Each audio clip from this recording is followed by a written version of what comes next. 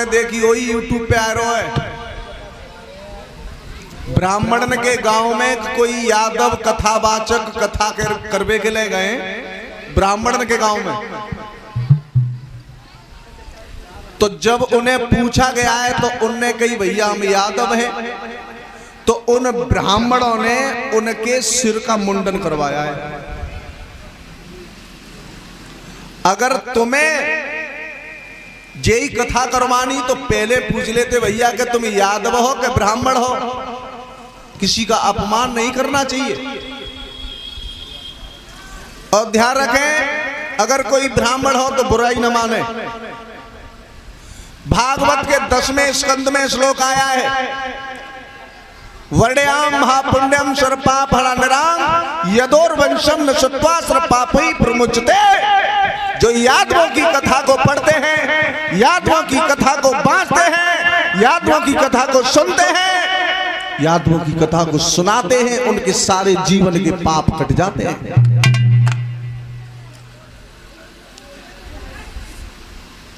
हमेशा ब्राह्मणों की लड़की यादव वंश के लिए विवाही गई है। महाराज अत्रि और अनुसुईया से चंद्रमा, चंद्रमा से जो भोग हुआ वो बृहस्पति की पत्नी तारा ब्राह्मणी, पुत्र पैदा हुआ बुध। बुध के लिए वो भी ब्राह्मण की लड़की थी। उससे पैदा हुआ कौन? पुरुरवा।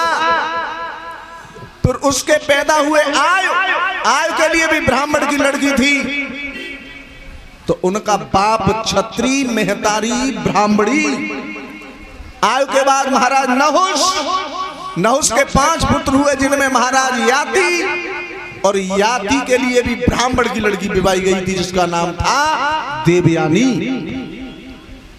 तो हमारा पिता क्षत्रिय रहा, हमेशा ब्राह्मणों की लड़की हमारे लिए विवाही गई।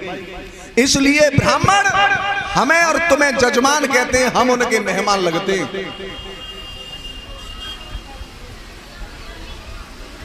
जब सदा सदा से ये काम चलता है तो तुम्हें उन यादव वंश में उसका पहले अपमान नहीं करना था। कह देते भैया अगर यादव हो तो कथा नहीं कराएंगे। लेकिन यादव ब्राह्मणों पे कथा करा सकता है, लेकिन ब्राह्मण कभी यादवों को कथा कराने के लिए मौका नहीं देगा।